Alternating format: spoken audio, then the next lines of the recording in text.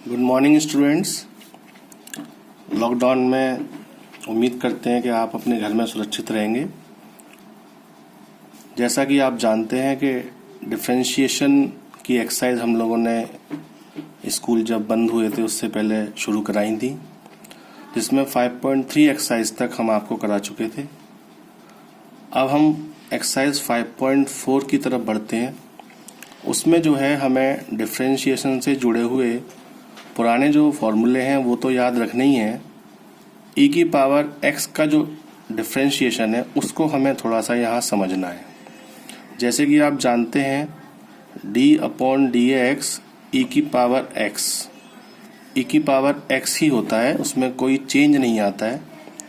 यहाँ पे हम combination of exponential series and other functions के डेरिवेटिव को सीखेंगे। जैसे फर्स्ट क्वेश्चन दिया हुआ है, ध्यान से समझें। e की power x upon sine x, हमें इसका डेरिवेटिव निकालना है। e की पावर x साइन x, जो इसकी फॉर्म है वो f1 अपॉन f2 वाली है, यानी हमें इसमें कोशेंट रूल लगाना है। यहाँ पे f1 e की पावर x है और f2 साइन x है। कोशेंट रूल लगाएंगे, फॉर्मूला होता है डिनोमिनेटर का square, denominator as it is, और d/dx numerator that is e की पावर x, e की power x as it is, d/dx denominator that is sine x। Next line से देखेंगे, sine x as it is लिखा रहेगा। d/dx जब e की power x का निकालेंगे e की पावर x ही रहेगा, कोई चेंज नहीं आएगा। फिर e की power x as it is, d/dx जब साइन x का निकालेंगे तब आएगा cos x upon sine x का whole square that is sine square x। अब हम देखें तो दोनों टर्म में e की पावर x कॉमन है, हम कॉमन ले लेंगे। Sine x minus cos x upon sine square x। ये आंसर आपका यहाँ भी हो सकता है। अगर हम इसको और सिंपलेस्ट करना चाहें तो हम इसमें सेपरेट डिवाइड भी कर सकते हैं, यहाँ तक भी आंसर आपका सही माना जाएगा। नेक्स्ट क्वेश्चन आपका है e की पावर साइन इनवर्स x। जैसा कि आप जानते हैं ये फंक्शन डायरेक्टली डिफरेंशिएबल नहीं है, क्योंकि इसकी जो फॉर्म है वो e की पावर x की नहीं बन रही है। यहाँ पे हमें साइन इनवर्स x जो है इसको थोड़ी देर के लिए x एज्यूम करना पड़ेगा चेन रूल के हिसाब से। तो हम यहाँ पे साइन इनवर्स x को एज ए x एज्यूम कर रहे हैं, तो ये फंक्शन e की पावर x माना जाएगा। और e की पावर x का डेरिवेटिव जैसे कि हम पहले ही बता चुके हैं आपको ऊपर, e की पावर x का होता है e की पावर x, तो e की पावर साइन इनवर्स x का e की पावर साइन इनवर्स x होगा। और फिर चूंकि हमने साइन इनवर्स x को एज ए x एज्यूम किया है तो चेन रूल से हम साइन इनवर्स x का दोबारा करेंगे, तो d/dx sine inverse x।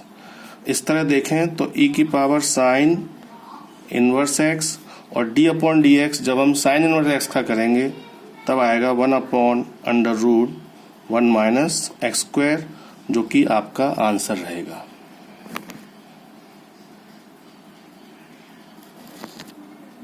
Same ऐसे ही आपका ये थर्ड क्वेश्चन है, e की पावर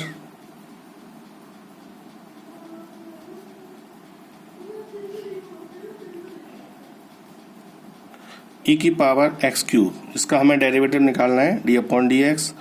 ये भी फंक्शन जो है वो नॉर्मल डिफरेंशिएबल नहीं है, यहाँ हमें x क्यूब को एज ए x एज्यूम करना पड़ेगा, तब e की पावर x की फॉर्म बन पाएगी जिसका डेरिवेटिव हम इजीली कर पाएंगे। तो यहाँ पे हम x क्यूब को एज ए x एज्यूम कर रहे हैं, तो ये फंक्शन बन जाएगा e की पावर x जैसा, जिसका डेरिवेटिव हम पहले ही बता चुके हैं। तो e की पावर x क्यूब का डेरिवेटिव e की पावर x क्यूब आएगा। चूंकि हम x क्यूब को एज ए x मान चुके हैं तो हमें d/dx यानी कि x क्यूब का एक बार फिर डेरिवेटिव करना पड़ेगा अकॉर्डिंग टू चेन रूल। यहाँ हम देख रहे हैं e की पावर x क्यूब ऐसे ही लिखा रहेगा, D upon D x x cube. हमने चूंकि एक्स क्यूब को एक्स एज्यूम किया था तो एक्स क्यूब का दोबारा करेंगे तो डेरिवेटिव आ जाएगा 3x स्क्वायर। इसको हम ऐसे भी लिख सकते हैं 3x स्क्वायर ई की पावर एक्स क्यूब, और ये आपका आंसर हो जाएगा। अगर किसी बच्चे को कोई दिक्कत हो तो मुझे वो कमेंट में लिख के बता सकता है, मैं उसको सॉल्व करा दूंगा। इसी तरह आप आगे की जो भी क्वेश्चंस हैं इस एक्सरसाइज के 5.4 एक्सरसाइज के, ज़्यादा क्वेश्चंस नहीं हैं इसमें, 9 क्वेश्चंस हैं, मुझे लग रहा है आप लोग कर पाएंगे। फिर इसके बाद एक क्वेश्चन है 6 क्वेश्चन। बच्चों 4th और 5th क्वेश्चन मैंने आपके लिए छोड़ दिया है, आप उसको ट्राई करें, और अगर आपको नहीं आए तो आप मुझे बताएं, मैं उसकी भी वीडियो आपको भेज दूंगा। अब 6 क्वेश्चन देखें आप। 6 क्वेश्चन में दिया हुआ है e की पावर x, e की पावर x स्क्वायर, e की power x cube dot dot dot e की पावर x की पावर 5। हम इसको डेरिवेटिव करेंगे, चूंकि सेपरेट टर्म है हमें सारी टर्म्स को सेपरेटली डेरिवेटिव करना पड़ेगा। तो हमने इसको लिख दिया d upon D X E की power x, d upon D X E की पावर x स्क्वायर, और d upon D X E की power x cube, and so on d upon D X E की power x 5। इसको भी अगर हम chain rule से समझें तो e की पावर x का डेरिवेटिव तो हमें डायरेक्टली पता है, तो d upon D X E की पावर x ई की पावर x ही आ जाएगा। d अपॉन डी एक्स जब e की पावर x स्क्वायर का करेंगे तो x स्क्वायर को हम थोड़ी देर के लिए x एज्यूम करेंगे, तो e की पावर x स्क्वायर का e की पावर एक्स स्क्वायर, लेकिन हमने एक्स स्क्वायर को एज ए एक्स एज्यूम किया था तो एक्स स्क्वायर का दोबारा करेंगे D upon D x x square. Similarly हम ऐसे ही ई की पावर एक्स क्यूब का करेंगे तो ई की पावर एक्स क्यूब आएगा, और एक्स क्यूब का हम एक्स एज्यूम किया है तो उसका डेरिवेटिव दोबारा करेंगे D upon D x x cube. ऐसे ही ई की पावर एक्स की पावर 4 का आएगा, ई की पावर एक्स की पावर 4, और d upon D x x की पावर 4 का दोबारा करेंगे सिमिलरली, प्लस लास्ट में e की पावर x की पावर 5, e की पावर x की पावर 5 एज इट इज, और फिर हम e की x की पावर 5 का दोबारा करेंगे derivative d upon D x x की पावर 5। ठीक है, यहाँ पे अगर देखें नेक्स्ट तो e की power x as it is ऐसे ही लिखा रहेगा, e की पावर x स्क्वायर भी ऐसे ही लिखा रहेगा। एक्स स्क्वायर का जब डेरिवेटिव करेंगे तो एक्स स्क्वायर का जैसा कि आप जानते हैं 2x होता है। यहाँ पे e की पावर एक्स क्यूब ये भी एज इट इज लिखा रहेगा, एक्स क्यूब का करेंगे 3x स्क्वायर आएगा, यहाँ पे करेंगे e x की पावर 4 आएगा, और 4x का डेरिवेटिव 4x क्यूब आएगा, प्लस x की पावर 5 का डेरिवेटिव नेक्स्ट टर्म में करेंगे e x की पावर 5 और x की पावर 5 का 5x की पावर 4। यही इसका आंसर हो जाएगा पूरा। लॉन्ग क्वेश्चन है, हालांकि इजी है बट थोड़ा सा लेंदी है।